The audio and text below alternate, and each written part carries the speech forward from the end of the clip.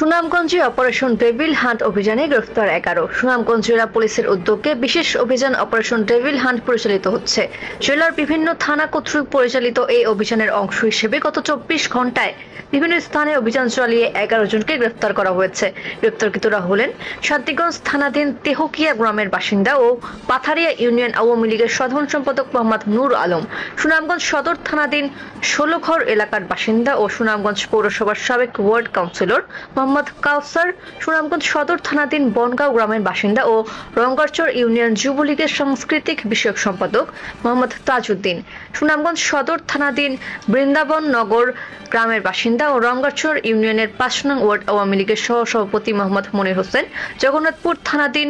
পাহাড়গাঁও গ্রামের বাসিন্দা ও কলকলিয়া ইউনিয়ন আওয়ামী লীগের যুব ও ক্রীড়া বিষয়ক সম্পাদক মোহাম্মদ হারুন মিয়া, দোয়ারাবাজার থানাধীন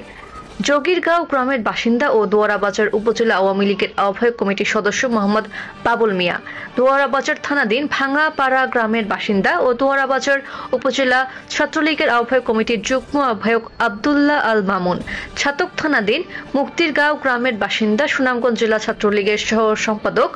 তাশরিফ হোসেন, ছাতক থানাধীন রংপুর গ্রামের বাসিন্দা ও নোয়ারাই ইউনিয়নের 9 নং ওয়ার্ড আওয়ামী লীগের সাধারণ সম্পাদক মোহাম্মদ জামশেদ আলী, তাহিরপুর থানাধীন আনোয়ারপুর গ্রামের বাসিন্দা ও বালিজুড়ি ইউনিয়ন আওয়ামী লীগের সহসভাপতি মোহাম্মদ ইসমাইল হোসেন, মধ্যনগর থানাধীন মধ্যনগর গ্রামের বাসিন্দা ও মধ্যনগর উপজেলা যুবলীগের যুগ্ম সাধারণ সম্পাদক মোহাম্মদ সাইদুর রহমান সোহাগ। বৃহস্পতিবার 20 ফেব্রুয়ারি দুপুরে এক প্রেস বিজ্ঞপ্তিতে জেলা পুলিশ জানায়